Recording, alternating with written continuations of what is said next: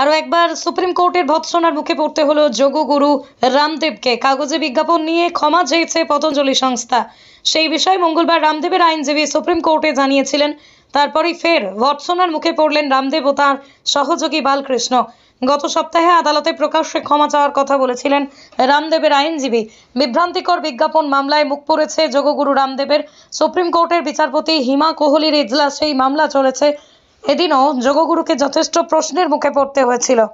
আজ মঙ্গলবার আদালতে শুনানি ছিল। সেই সময় রামদেবের আইনজীবী কাগজে বিজ্ঞাপন দিয়ে প্রকাশ্যে ক্ষমা চাওয়ার বিষয়টি জানান। যত বড় করে বিশাল হরফে বিশাল জায়গা জুড়ে বিজ্ঞাপন দেওয়া হয়েছিল, সংবাদপত্রে ক্ষমা চাওয়ার বিষয়টি কি সেই একইভাবেই বড় হরফে বিশাল জায়গা ব্যবহার করা হয়েছে? ক্ষমা প্রার্থনা কি স্পষ্ট আকারে প্রকাশিত হয়েছিল? সেই বিষয়ে শুনতে রাজি হয়নি আদালত। পতঞ্জলি আয়ুর্বেদ সুপ্রিম কোর্টের মর্যাদার প্রতি শ্রদ্ধাশীল। বিজ্ঞাপনের জন্য তারা ক্ষমা প্রার্থী। ভবিষ্যতে এই ধরনের ভুল যাতে আর না হয় তা নিশ্চিত করতে প্রতিশ্রুতিবদ্ধ। সংবিধান ও সুপ্রিম কোর্ট মর্যাদা বজায় রাখা হবে, এই বক্তব্য সংবাদপত্রে সংস্থার তরফে প্রকাশ করা হয়েছে। পতঞ্জলি ক্ষমা চাওয়া বিষয়টিতে সুপ্রিম কোর্ট এর আগেও সন্তুষ্ট হয়নি। এবার আরও একবার শীর্ষ আদালতে প্রশ্নের মুখে পড়লেন যোগগুরু রামদেব এবং সহযোগী বালকৃষ্ণ।